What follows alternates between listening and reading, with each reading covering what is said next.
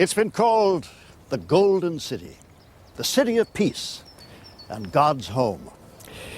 With more than 3,000 years of continuous existence, it remains one of the most fiercely contested cities in the world.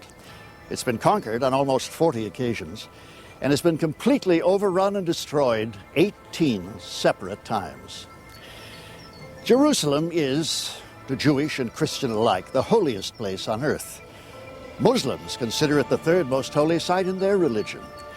But it takes no special faith to share in the pulsing energy of this vital and often controversial capital of the modern nation of Israel.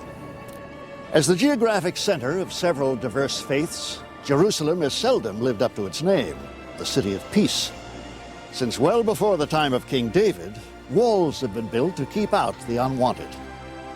And within each wall, gates have been constructed, through which the history of the world has marched, and will, as prophecy destines, continue to march. Indeed, one cannot enter this city, emotionally, spiritually, or physically, without entering through a portal of history. As you pass through these gates, you may think, as I do, that each one has a story to tell, an untold story spanning over 3,000 years. This, then, is the story of the gates of time. Join me now for a journey through these gates into the past of this incredible city, the city at the center of world history.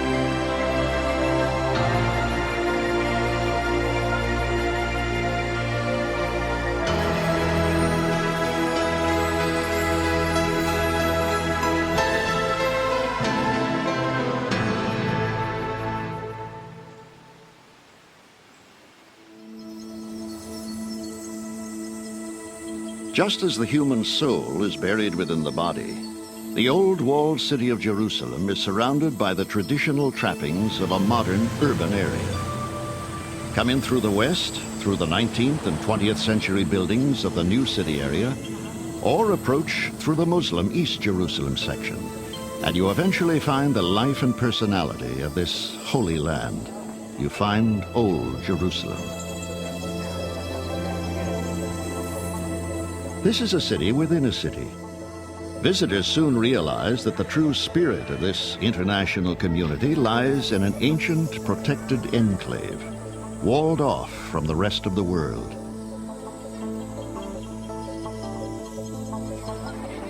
Today, the throngs that pack into Old Jerusalem pass through one of 7 major working gates. An 8th, walled-up gate is clearly evident, but is unusable. The blocked gate is the beautiful Golden Gate, a double entry that was bricked in during the 7th century by Muslims determined to thwart Jewish prophecy.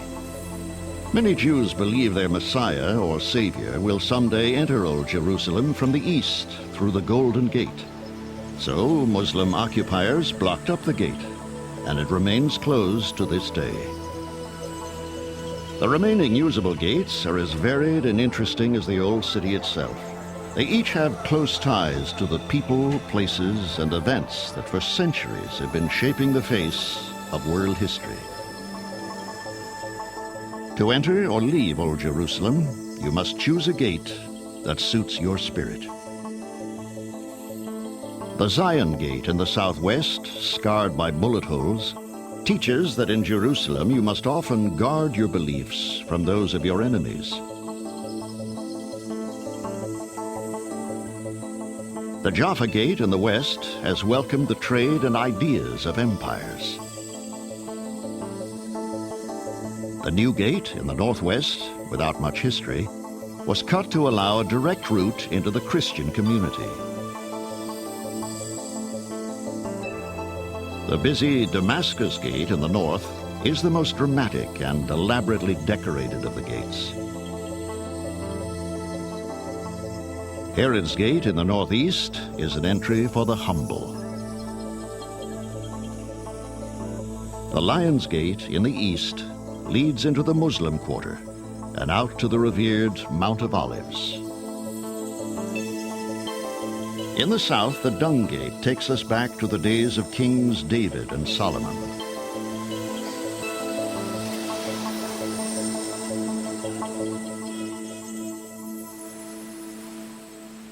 In the scriptures, we are told that Abram, who was later called Abraham, left Haran for the land of Canaan, taking his nephew Lot with him. Abraham had already been blessed with material possessions from the Lord. However, Abraham stepped over in faith and compromised his wealth and security in response to God's call. He traveled to a land he knew not. He came to Shechem, which was rebuilt by Hadrian and named Neapolis or Nablus.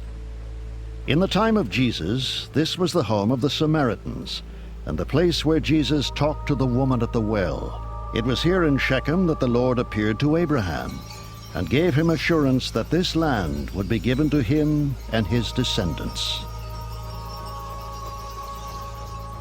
Each day the streets and plazas of Jerusalem's old city fill up with people of faith. Most are religious pilgrims and tourists coming to visit some of the most revered and sacred historical sites on earth. Numerous different beliefs and religions are represented. Since the old city was the site of the ancient temple, it is the focus of the spiritual longing of all Orthodox Jewry. Mohammed is said to have had a heavenly vision on a celestial steed, which made Jerusalem forever sacred in the eyes of Muslims. And since many of the events in the life of Christ occurred in the narrow streets of Old Jerusalem, it is hallowed ground for Christians. Given the large-scale ambitions and wide scope of history encompassed by Jerusalem, the visitor may be surprised to find the actual size of the old city to be very small.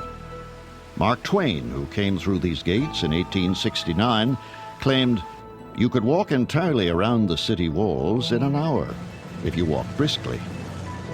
In fact, a complete circuit of the wall covers only about 2.5 miles. Even today, after years of reconstruction, the old city is crowded and in constant need of repair. But no matter what condition it's in, Jerusalem's old city still bears witness to the grandeur of some of history's most powerful kings and rulers, and some of the most incredible feats of engineering and architecture ever undertaken. These walls that Twain saw as small and unimpressive are actually quite new by the standards of Old Jerusalem. They date back only to the early 1500s, when the Turkish ruler Suleiman I, often referred to as Suleiman the Magnificent, took control of Jerusalem and began a major program of urban renewal. When the Turks took control of Jerusalem, the city was in very poor condition. He directed major reconstruction of the wall, again completely circling and limiting access to the city. He repaired some of Jerusalem's holy places and improved the failing water system. But the work was done quickly and often carelessly. It is still obvious today that many of the large stones displaced when the Romans destroyed Jerusalem in the 1st century were haphazardly set in place by Suleiman's workers. Suleiman's wall frequently strays from the path of earlier city walls, and old Roman wall engravings can be found upside down or out of place. With his efforts, Suleiman joined a long line of rulers who felt Jerusalem needed to be protected by a wall. Evidence indicates man first established a true community in the area nearly 3,000 years before Christ. Reasons for selecting this particular Judean hillside are fairly obvious. The area is well elevated, allowing for an easy defense. The water comes from the Gihon Spring, which has for centuries been praised for being surprisingly clear and clean. Nearly 4,500 years ago, a community of Jebusites built what is believed to be the first of the city walls. However, they left the Gihon spring outside their new wall. To prevent an enemy from cutting off access to the water, they completed a secret tunnel to the spring. But for normal, peaceful times, they also cut what is believed to be one of the first of Jerusalem's gates, an entry placed near the spring, so the water could be easily carried into the city. Since that time, Old Jerusalem's walls and gates have gone through a variety of incarnations. Over the centuries, there have been perhaps as many as 50 different gates. They were gates named for the everyday commerce they allowed, such as the Sheep Gate, Horse Gate, and even the Water Gate. There were gates named for prophets and tribes of Israel. And there were gates named for the places to which they led. Over the centuries, new gates were cut, only to later disappear, covered by the ages. The ruins of new entrances are constantly being located during excavations in the city. For instance, in the early 1980s, work was begun to renovate the plaza inside the Muslim quarter of the old city. During construction, the remains of a magnificent 2nd century Roman gate were exposed. As the workmen dug further, they found Roman rooms and relics from the Crusades. Still further, huge 1,000-year-old paving stones that were part of a magnificent plaza were unearthed. Many times over the centuries, the walls and gates of Old Jerusalem have protected the residents from enemies. They have allowed the people to shut themselves inside their city, locking out physical attackers. In fact, 4 of the gates, Herod's Gate, the Jaffa Gate, the Zion Gate, and the walled-up Golden Gate, have a history closely tied with physical threat from the outside. But it's the stories of the remaining 4 gates, the Lion's Gate, the New Gate, the Damascus Gate, and the Dung Gate, that are stories of the battle to win hearts and souls. First, let us look at the story of the gates that protect the spirit of the city. These are the doorways to some of history's most coveted holy sites. The Dung Gate leads us out into the Kidron Valley and takes us back to the origins of Jewish settlement in this region. While the current gate structure was built by Suleiman, the gate itself points to a history stretching far back in time. Back to a point when the history of the Jewish nation and Old Jerusalem became forever entwined. It dates back nearly 1,000 years before Christ, when the Jewish king David captured the city from the Jebusites. At the time, the walled city was called Jebus and was considered one of the strongest fortresses in the area. The Jebusites were confident of their defenses, and when David led his troops on the city, they scoffed at him. But David's chief general and nephew learned of the secret tunnel to the Gihon spring, which had been dug to protect the city's water supply. David sent his nephew Joab to find a way through the tunnel, beneath the walls, and into the city. It is believed that the shaft Joab climbed to reach the city is the one now called Warren Shaft, named after Charles Warren, a British explorer who unearthed it. Joab probably maneuvered his way through the tunnel and then up the dark, wet 43-foot shaft to surprise the unsuspecting Jebusites. Ironically, the first conquest of the walls of Jerusalem came not over, not through, but bypassed them by going under. The Israelites' young king made a spectacular entrance into his new conquest, Jerusalem. He danced through the gates with the sacred Ark of the Covenant and the tablets of the law of Moses. The Old Testament says the Ark's entry into the city was done with much pomp and celebration. David was so excited he must have lost his head for a time. The book of 2 Samuel claims David danced before the Lord with all his might. His wild dancing embarrassed his wife, Michal, and she roundly criticized him when he returned home. But his act of bringing the ark into the city forever established Jerusalem as the center of Judaism. The city quickly became known as the City of David, and the king's influence is felt there to this day. And yes, this is the same David, the handsome young shepherd boy remembered for his stunning duel in the valley of Elah with the Philistine giant Goliath. Shunning armor, sword, and shield, young David took 5 small river stones and his sling. He slew the giant in the name of his God and the nation of Israel. Just outside Jerusalem's walls, archaeologists recently discovered the ruins of a city nearly 3,000 years old. All agree that these ruins were part of the actual city that David built. David began transforming his city into a showplace. He fortified the walls. But from the standpoint of history, his most important act was establishing the site of the future Jewish temples. David longed to build a house of God where he could place the Holy Ark. The Ark was a mobile shrine that had been the center of Jewish religious life during the 40 years they wandered through the deserts after the exodus from Egypt. After building his palace, David climbed to the highest point in the city, which was called Mount Moriah, and purchased the hilltop for 50 silver shekels from a Gittite named Obed-Edom. It had been used as the farmer's threshing floor. Plans were started for a splendid new temple. In the sacred writings of both Jewish and Christians, David is depicted as the epitome of a ruler pleasing to God. He was a statesman, a poet, a general, and a musician. All the country's rulers after that were measured by his standards. However, in 1 Chronicles, David was told by God that because he had shed much blood and fought many wars, he was not to be the person to build a new temple. Instead, his son, the wise and magnificent Solomon, would be given the task. In 970 BC, shortly before David's death at age 70, the aging king anointed his son the new king of Israel.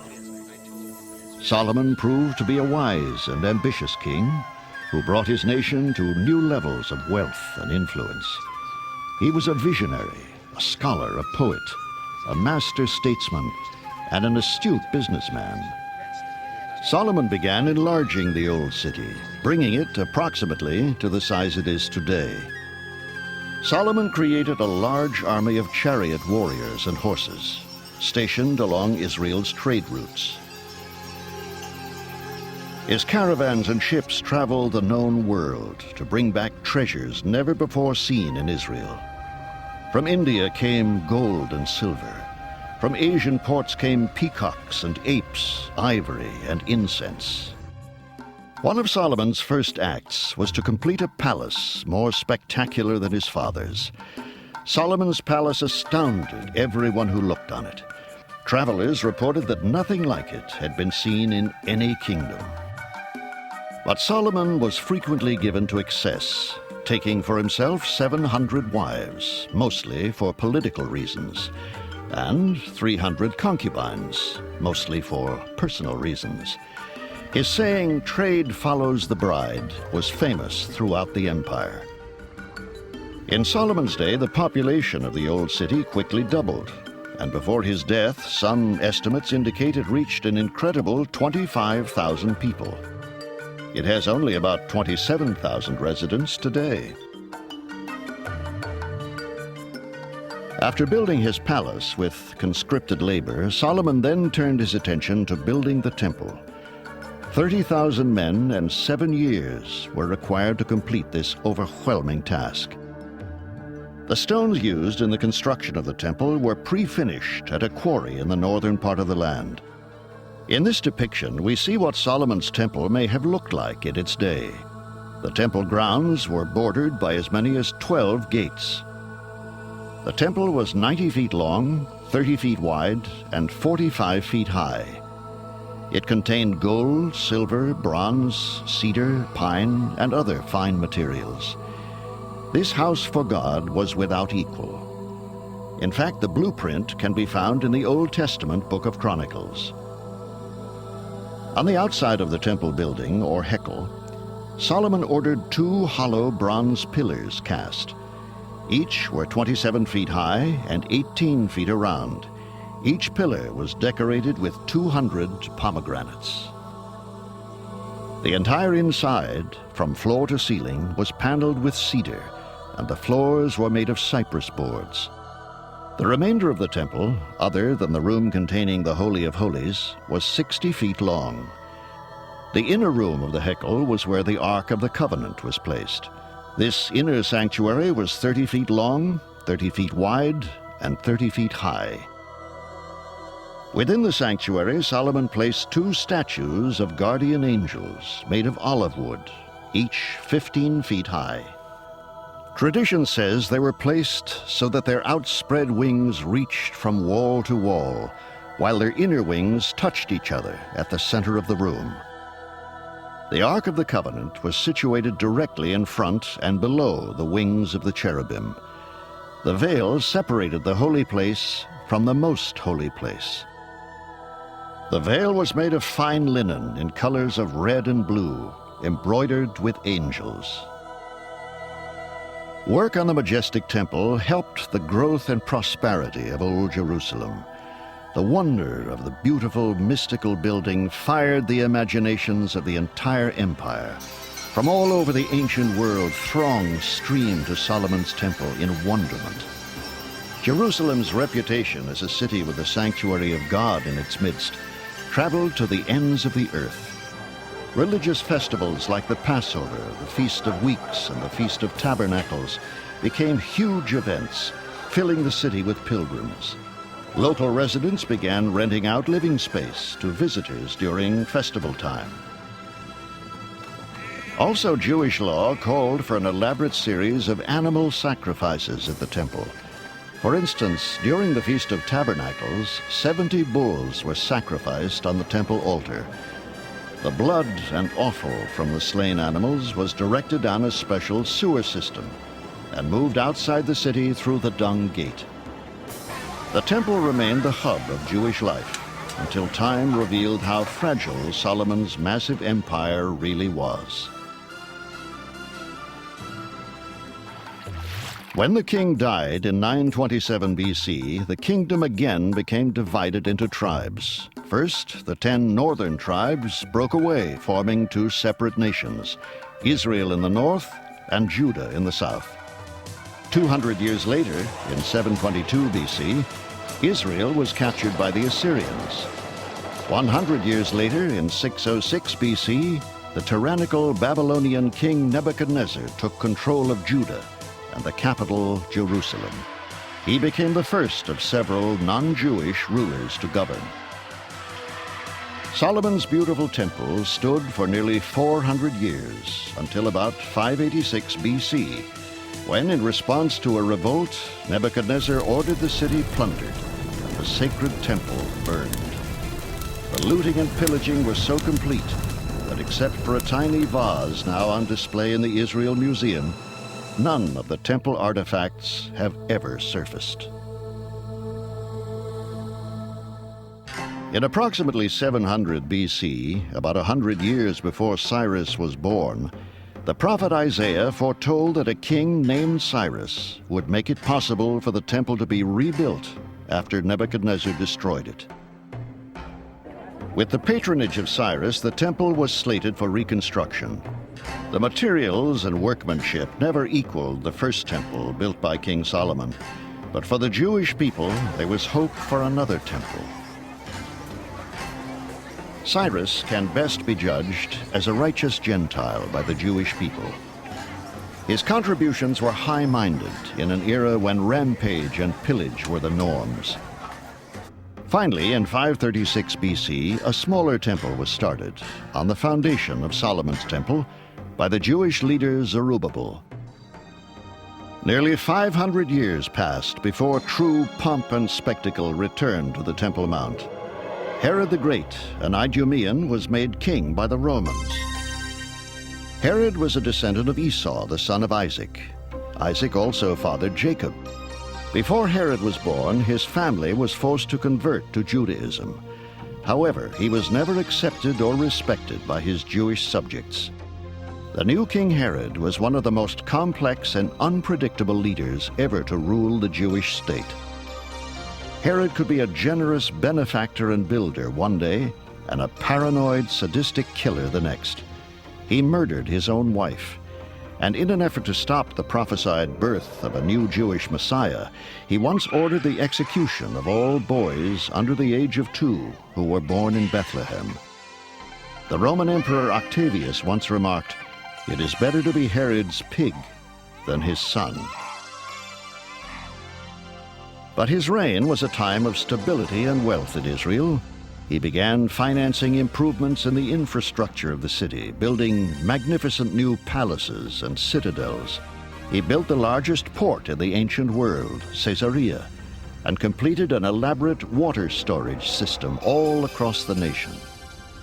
Perhaps remembering the financial benefits of Solomon's temple, Herod began expanding and refurbishing the old temple structure. He started the work about 20 years before the birth of Christ. The resulting temple was about twice the size of Solomon's. It required 10,000 builders. Herod tried to do everything by the book, so when it came time to build the Holy of Holies, he had 1,000 priests trained in masonry, so no unclean hands would touch the sacred walls. The construction took about 46 years to complete. At this point, the Temple Mount encompassed about 35 acres. Herod created vast porticos around the huge courtyard and linked the temple area to the city by a series of bridges and staircases. Records indicate that the new temple was opulent to the extreme. Nearly every metal fitting was plated with gold and silver. The stone exterior was a brilliant white with blue highlights that could be seen by pilgrims from distant hills. As the temple progressed, the city continued to attract people. According to some estimates, the old city population grew to more than 150,000 people. At festival time, more than 1 million people would gather within Jerusalem's walls. Many wealthy citizens began investing in elaborate mansions near the temple to rent out during festivals. Such mansions, recently excavated under Jerusalem's Jewish quarter, had elaborate tile floors, huge pillared courtyards, and beautiful ritual baths called mikvahs. People ascended to the Temple Mount by a wide staircase. Money changers would exchange foreign currency for shekels, the only money accepted in the temple. Each pilgrim was required to pay for at least one animal sacrifice. Pens of sacrificial animals were kept on the temple grounds. There were courtyards set aside for Gentiles and for women. However, both had to move around with care because if they strayed beyond their prescribed area, they could be severely punished. Gentiles were warned not to stray too close to the holy sites upon pain of death. Solomon's temple contained the Ark of the Covenant and the tablets of the law, but in Herod's day, the Holy of Holies was empty. The sacred artifacts from Solomon's day disappeared after the carnage and destruction of the Babylonian invasion. Even without the Ark and other sacred items, the new temple proved to be very popular, and the pace of ritual slaughtering increased dramatically. At festival times, visitors were overwhelmed by the number of animal sacrifices performed by priests, often thousands each day. But like the earlier temple, Herod's edifice ended up as a timeless ruin on the Temple Mount. In about 69 AD, Titus, the son of Roman Emperor Vespasian, marched on Jerusalem with a 65,000-man army. He was sent to suppress a Jewish rebellion against Roman oppression, but the revolt failed miserably. After a long siege, Jerusalem fell, and Titus torched the entire city. The beautiful temple went up in flames. While the first and second temples are now rubble and ashes, the masses of pilgrims still have reason to pass through the Dung Gate on their way to the western wall. This 50-foot stone block retaining wall was once a part of the actual temple complex. Some of its stones actually date back to the time of Herod the Great. Although the prayers here often take on the form of chanting and even singing, most Jewish people prefer to call this site the Western Wall, as opposed to the Wailing Wall, as a travel writer once called it. On this holy ground, the Jewish people come to mourn the loss of their empire. They mourn the cities of David and Solomon, and the destruction of their temple on the mount just above this wall. Here they can contemplate the many hardships they have endured throughout their history, from exile to Holocaust. They can pray for the return of the glory of their ancient past. The Western Wall is treated as a synagogue. Men must cover their heads. The Torah is read aloud on Monday and Thursday mornings, and bar mitzvahs are a common sight on Saturdays. No trees can be planted in the courtyard as long as the third and final temple remains unbuilt. The wall area is divided into two sections, one for women and one for men. The ancient custom of leaving petitions inside the cracks of the wall has been renewed. It is now possible to fax your prayer to the Western Wall from anywhere in the world. Requests left between the huge Roman stones of the wall are supposed to get special attention from God. As the only part of the temple complex to survive the Roman destruction, the wall has been revered by Jewish believers for nearly 1900 years. The plaza in front of the Western Wall was opened 3 days after the Israelis captured this part of the old city from the Jordanians in June 1967. 600 shanties housing North African Muslims were bulldozed to make way for a space that would accommodate the tens of thousands of worshippers whose dream has always been to pray in Jerusalem. In the first few weeks after the Western Wall was reopened, more than 500,000 people made a pilgrimage to see it. Jewish believers are joyful with these trips to the wall. However, Orthodox rules forbid the Jewish faithful from visiting the area of the Temple Mount, because the exact site of the sacred Holy of Holies, the innermost sanctuary of the Old Temple, has not as yet been found. Only the high priest was allowed to set foot on the ground beneath the Holy of Holies, and then only once a year. So the fear is that believers entering the area might accidentally walk across the Holy of Holies, violating one of the most sacred of Jewish laws. Jewish believers approach the wall with care. Men go to the left, women to the right. When they leave, as an act of reverence, they back away, still facing the sacred wall. They never wish to turn their backs to a place so holy and sacred. The wall serves as a center of Jewish social life, and all manner of important state and religious ceremonies take place there. Even army recruits are sworn in at the wall. So, despite the loss of the temples, the Dung Gate has managed to retain its position as a guidepost for Israel's religious life. The Western Wall has gates of its own. Some lead into prayer areas. Others lead to tunnels below the wall. Here, deep underground, it is possible to find more ancient gates leading to the Temple Mount. Most of the alleyways are long, narrow, and straight, conforming to the Roman grid pattern set up after Jerusalem's complete destruction by Emperor Hadrian after a Jewish revolt in 135 AD. Hadrian believed, as did many in the Roman Empire of the 2nd century, that Jerusalem was an ungovernable place which would never know peace. Jewish interests and Roman interests were completely at odds, and had been for centuries. The Romans saw the Jewish people as locked into an ancient and unworkable code of laws, thousands of years old and entirely out of keeping with modern life. The Jews saw the Romans as egomaniacal colonizers with a seductive modern culture which would pollute, alter, and ultimately destroy the purity of Jewish religious practice. After a series of upstart Jewish revolts and violent reprisals by the Roman authorities, the decision was made to start over again in Jerusalem from the ground up. Under Hadrian, the city was completely razed to the ground, renamed and rebuilt. The Jewish community was evicted and not allowed to return. A whole new city, called Aelia Capitolina, was laid out under the Roman plan. It is from this time that we begin to see the shape and form of today's Old City of Jerusalem beginning to emerge. Straight boulevards were laid out in grid form across the city.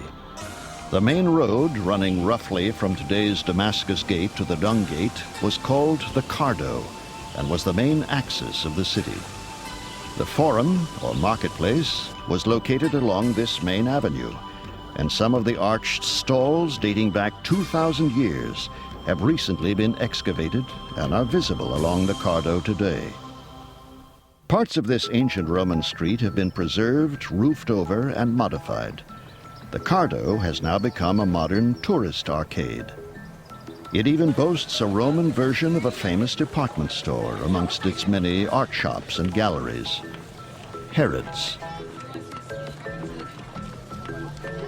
Old Jerusalem is a city that has learned to live with divisions. Its ethnic populations have separated themselves into clear-cut communities.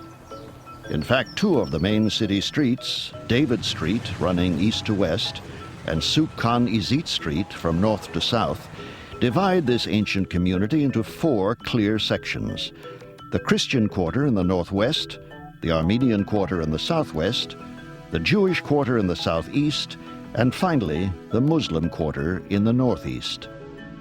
The beautiful Damascus Gate gets its name from having been the traditional starting point for travelers planning to go to the city of Damascus, the ancient capital of the Muslim state of Syria. The gate is easily the most regal of all the city's gates. There is a well-preserved ancient Arabic inscription over the gate announcing, "There is no God but God, and Mohammed is his prophet." It is the first hint of what visitors are about to see. The Damascus Gate is the most direct entry into the large Muslim quarter of Old Jerusalem.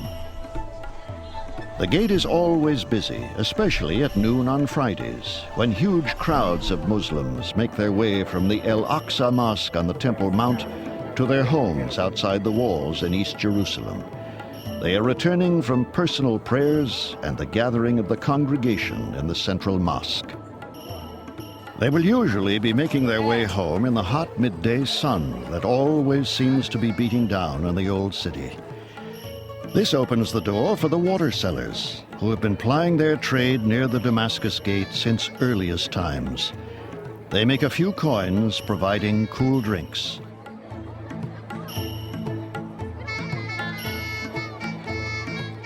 The Damascus Gate also goes by other names. The Jewish community calls it the Shechem Gate, and Muslims refer to it as the Column Gate, because the gate structure contains a column from which early travelers calculated the distance to Damascus. Near the gate is a flight of steps, which leads up to a pathway on top of the wall called the Ramparts Walk. Suleiman, the wall builder, obviously had important visitors in mind when he built the dramatic Damascus Gate. He flanked the gate with two towers and covered the top with impressive decorative battlements. Visiting leaders passing through the gate were impressed both with the beauty and the defensive posture of the city. Entering the Damascus Gate, one quickly understands he has entered the world of Islam.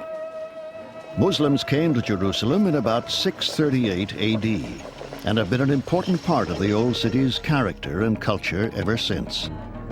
In fact, the city was in the hands of various Muslim dynasties for more than 450 years before it was briefly captured by Christian crusaders.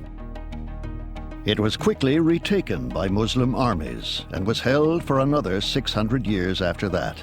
In 1494, one Christian pilgrim wrote of his visit, "Each one who goes on the voyage to the sepulchre of our Lord has need of 3 sacks, a sack of patience, a sack of money, and a sack of faith." One of the greatest contributions of the Muslim empires was the invention of new and distinctive styles of architecture. The Mamelukes in the 14th century were famous for their beautiful red, white, and black stone architecture. including the magnificent Babel Karanin Gate on the Temple Mount. The Mameluke dominion of the Old City ended in 1516, when the Ottoman Turks took over. Muhammad taught that his first connection with Jerusalem happened when he was awakened by the angel Gabriel in Mecca, who removed and washed Muhammad's heart and instructed him to take an evening journey to the farthest place, which is widely understood to be Jerusalem. While there, he visited all the holy places and met Abraham, Moses, Jesus, and other prophets at the Temple Mount. From the rock in the center of the Temple Mount, Muhammad climbed a ladder of light through 7 heavens. He appeared before Allah, who instructed him about prayer. Shortly after Muhammad's death in 632, his successors began rapidly spreading their faith beyond their Arab home. At that time, Jerusalem was ruled by Roman and Byzantine conquerors. In about 638, the Muslims, under Caliph Omar, moved on the city, and after a 4-month siege, took control. The most dramatic evidence of the long Muslim presence in Jerusalem is the exquisite Dome of the Rock, which still stands in the middle of the old Temple Mount. The Muslims refer to the dome as the most holy sanctuary. The Dome of the Rock was built in the year 691 by Caliph Abdul al-Malik, the 9th successor to the Prophet Muhammad. His desire was to erect a building which would rival in beauty the Christian churches of Byzantine Jerusalem. Al-Malik could see the popularity of Christian holy sites in attracting pilgrims.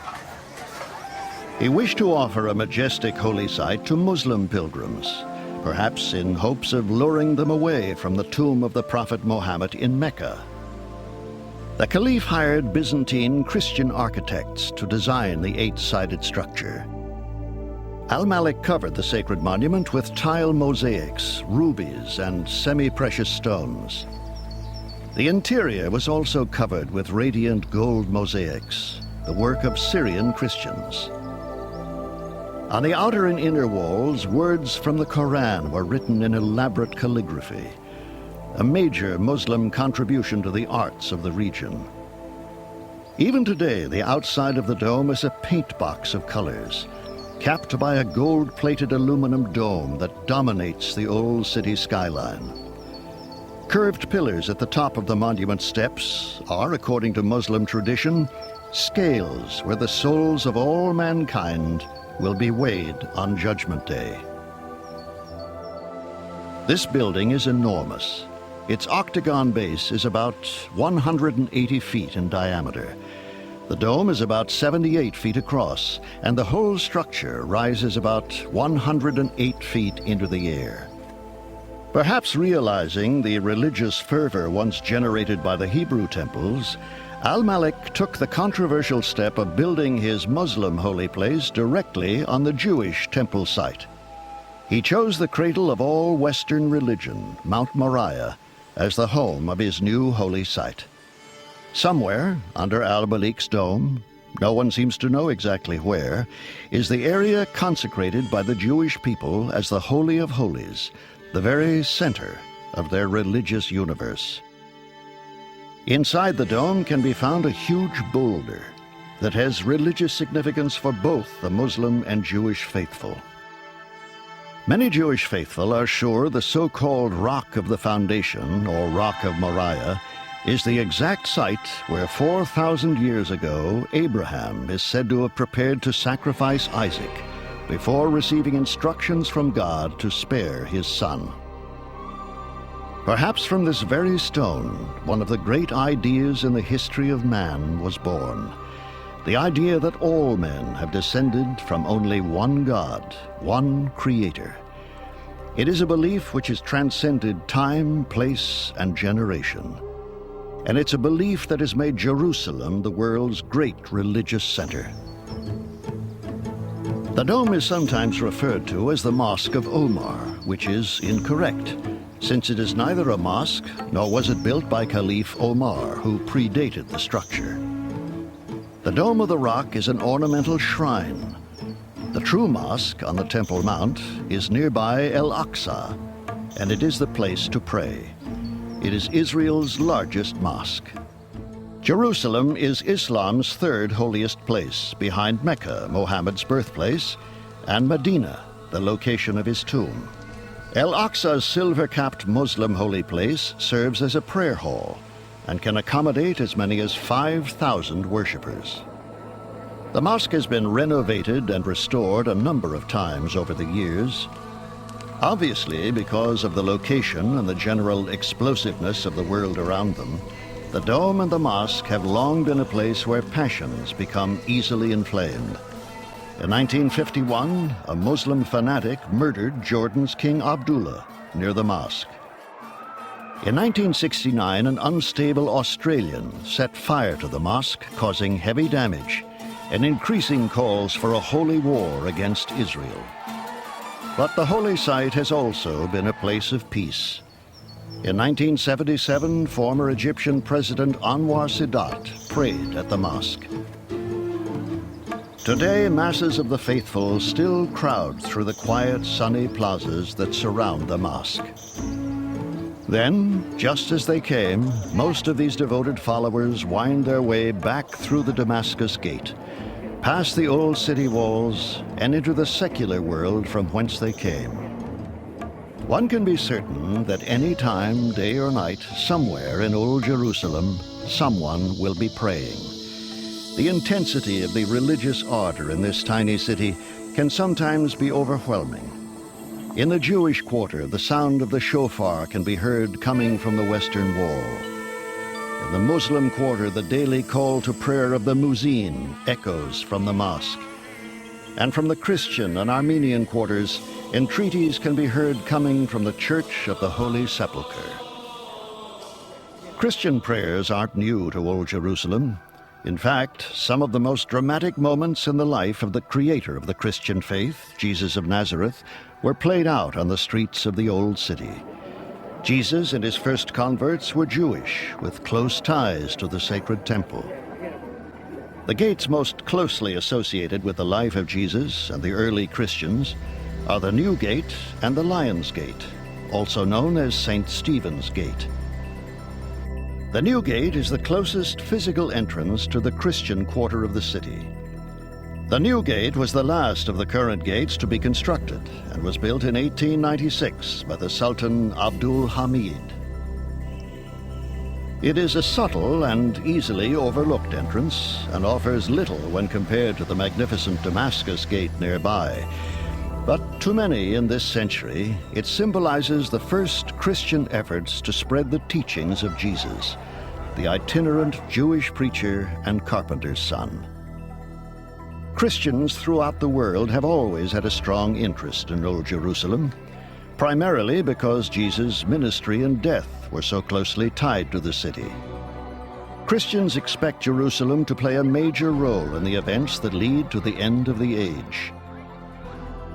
Immediately south of the Christian quarter is a group of about 2,000 Armenians who live in a tightly knit community known as the Armenian Quarter.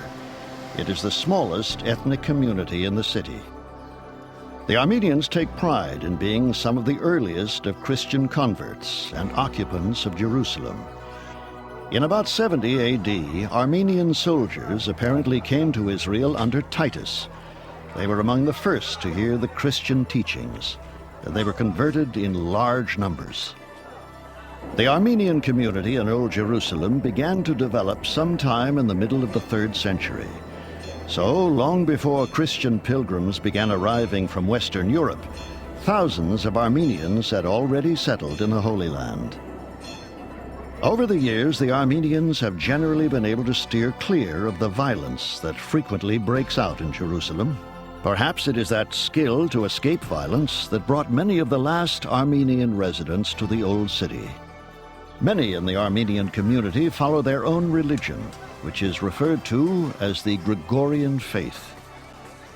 It differs from Orthodox Christianity in that it rejected the official doctrine upheld by the Council of Chalcedon that the incarnate Christ had two natures, divine and human. Such a doctrine, the Armenians claimed, divided Christ into two persons. The holiest place to Armenians is Mount Ararat, the sacred mountain where Noah's Ark came to rest. The symbol of Ararat is represented by the distinctive pointed hats worn by Armenian priests. For hundreds of years, Christians were barred from sounding bells across the Holy Land. They were considered a distraction and interference with Muslim prayer calls, and an unpleasant memory of the Crusader era. When bells arrived at the port of Jaffa, Arab workmen often refused to unload them from the ships. In several cases, religious pilgrims crated and hauled the bells themselves. Even today in Armenian Christian churches, wood clackers are used instead of bells to summon the faithful to prayer, a holdover from Saladin's edict 800 years ago. The strong spiritual tie that both Christians and Armenians feel toward the Old City goes back into the history of the lovely Lion's Gate, or St. Stephen's Gate, near the Temple Mount. The Lion's Gate actually opens into the Muslim section of the city, but its long-standing historical tie to the life and death of Christ gives it special meaning to Christians. The lions, from which it got its name, are actually a pair of spectacular carved beasts put there by Suleiman the Magnificent. Legend has it that the idea of two lions came to Suleiman in a dream, threatening to tear him to pieces if he didn't repair and rebuild the walls of Old Jerusalem. The dream spurred him to restore the walls and gates to some of their former glory. The gate's other name, St. Stephen's Gate, was given by the early Christian Crusaders who wanted to rename it after the first Christian martyr, St. Stephen. During the time of Jesus, another major gate is believed to have been located right at or near the Lion's Gate. This so-called Sheep Gate was named for the sheep baths that were located nearby. The analogy to sheep is poignant because many Christian historians believe that Jesus' last entry into the city of Jerusalem was made through the Sheep Gate. Jesus' encounters with the city of Jerusalem were always dramatic ones. The Christian Bible teaches that the young Jesus astounded the priests at the temple with his knowledge of the holy books. His last entry into Jerusalem began with a celebration. His followers threw branches in front of his mount as he rode into the city, and they shouted, "Blessed is he who comes in the name of the Lord." The pre-Easter Christian holiday of Palm Sunday celebrates this entry. After Jesus entered the city, he went to Herod's beautiful temple. He became angry when he saw money changers polluting the court of the Gentiles, profiting from those who were buying sacrificial animals. He angered the Jewish religious leaders when he stormed through the temple's court of Gentiles, angrily overturning the money tables and running off the money changers. Just inside the current Lion's Gate, the crucifixion of Christ is brought into vivid detail along the street called the Via Dolorosa. There, marked along the narrow Roman street, are the so-called Stations of the Cross, commemorating the places Jesus passed on his way to Golgotha. The last 7 stations are inside one of the most holy of Christian sites, the Church of the Holy Sepulchre. The current building dates from the 12th century and is one of the oldest standing buildings in Jerusalem. Many additions have been added over the centuries. 6 rival Christian sects jealously guard their portion of the Holy Sepulchre, sometimes to the detriment of maintenance and cleaning. After a 1927 earthquake damaged the structure, it took 32 years for the Roman Catholics, Greek Orthodox, Armenians, Syrians, Copts, and Ethiopians to come to an agreement as to how to proceed with repairs. Left out of the Church of the Holy Sepulchre are the Protestants. Some of them claim a separate burial site for Jesus, the Garden Tomb near the central bus station in East Jerusalem, not far from the Damascus Gate. They argue that a large rock nearby looks decidedly like Golgotha, which means skull. the rock upon which Jesus was said to be crucified. The rock appears to have a face looking directly at you. The tomb at this site would have been located outside the city walls, as required by Jewish law. The Holy Sepulchre, which is located within the city, might not have been the original place of his burial. However, the Protestants emphasize that geography is unimportant, since after all, Jesus has risen and cannot be absolutely identified with any specific site.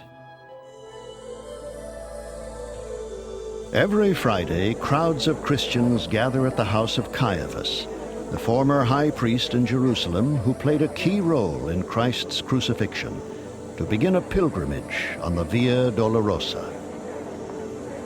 Many of these holy sites, celebrated by pilgrims today, owe their existence to the work of a bishop and a Roman queen who located and protected them.